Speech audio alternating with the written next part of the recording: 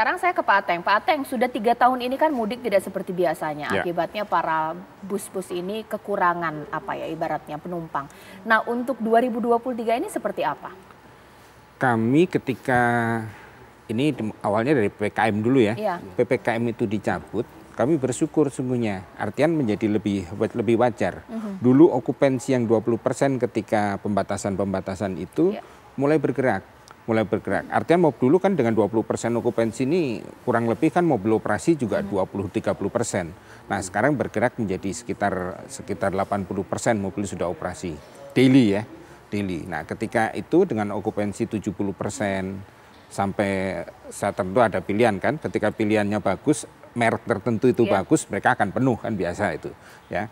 Nah itu kita syukuri. Nah ketika Lebaran ini tentunya semangat kami termasuk yang berpandangan bahwa semangat orang untuk pergi mudik ya dari manapun tidak hanya dari Jabodetabek menuju kemana, tapi dari berbagai pusat-pusat daerah itu pun mereka pasti akan menuju ke daerah masing-masing. Itu tambah lebih banyak. Jadi kami yakini bahwa angka 123 juta itu yang diprediksi itu akan terjadi.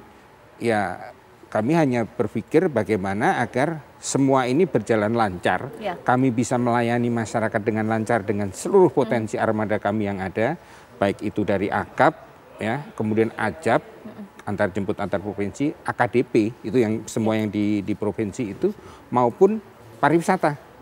Ini kan potensi yang bisa digunakan. Berapa puluh ribu armada itu bisa dimanfaatkan untuk perjalanan mudik. Oke. Ya. Itu yang kami pikirkan. Tapi semua prima ya kondisi bus-bus itu siap untuk menghadapi mudik 2023. Bahkan kami yakini karena contoh teman-teman di AKAP itu kalau sekarang ini kurang lebih banyak yang baru meremajakan itu lebih dari 20-30% itu terjadi. Oke, sekarang saya ke Ibu Adita dulu ya. Bu Adita, ini bagaimana kemudian keberpihakan atau juga dorongan untuk mudik tahun ini juga menggunakan transportasi publik. Kalau transportasi publik digunakan tidak menggunakan mobil pribadi, volume kendaraan kan pasti berkurang. Tapi yang jadi problemnya banyak masyarakat ya pengen juga pamer lah ke kampung halaman punya mobil di Jabodetabek, pengen bawa ke kampung, ramailah gerbang tol, jalur tol seperti apa Bu Adita? Ya sebenarnya kalau kampanye menggunakan transportasi umum tuh tidak hanya di mudik kami lakukan ya. Karena ini kan sebenarnya juga bagian dari antara lain kita mengurai kemacetan, kemudian juga membangun budaya bertransportasi gitu ya, yang memang kita selalu galakkan gitu melalui Kementerian Perhubungan dan tentunya stakeholder. Khusus di konteks mudik ini, kalau kita perhatikan hasil survei itu memang memperlihatkan ya, moda favorit masih kendaraan pribadi roda 4, disusul dengan kendaraan roda 2 atau motor. Kalau kita perhatikan ya, ini memang satu hal yang wajar ya, karena data kita yang kita miliki itu sekitar 62% pemudik atau yang melakukan perjalanan itu terpusat di Pulau Jawa, Mbak Caca. Dan kalau kita lihat di Jawa, ini sebenarnya yang namanya jalan darat, baik itu tol maupun arteri, ini relatif sudah tersambung ya. Dan masyarakat juga sudah banyak menikmati, sehingga mereka sangat wajar kalau kemudian dalam mudik ini ingin menggunakan kendaraan pribadi ya, karena bisa memilih waktu sendiri, sampai di lokasi mereka bisa bergerak dengan menggunakan kendaraan sendiri gitu.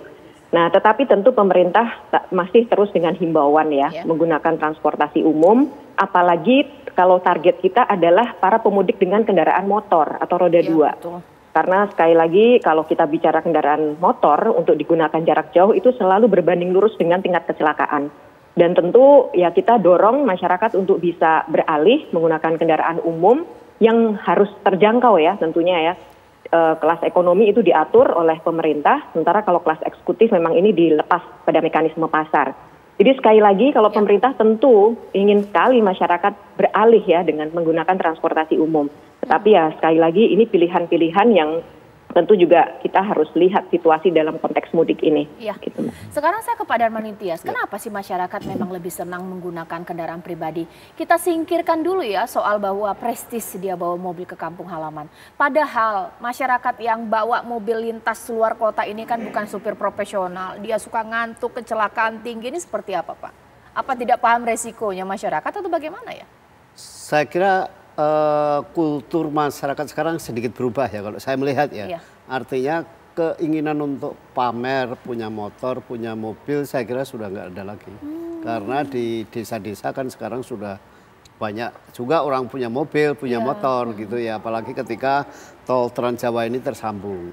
Tapi masalahnya adalah soal transportasinya itu sendiri. Jadi misalnya yang mau dari Jakarta ke Jogja misalnya, pilihannya kan naik bis, naik kereta, atau naik pesawat. Nah, tiga-tiganya kan juga mahal tiketnya.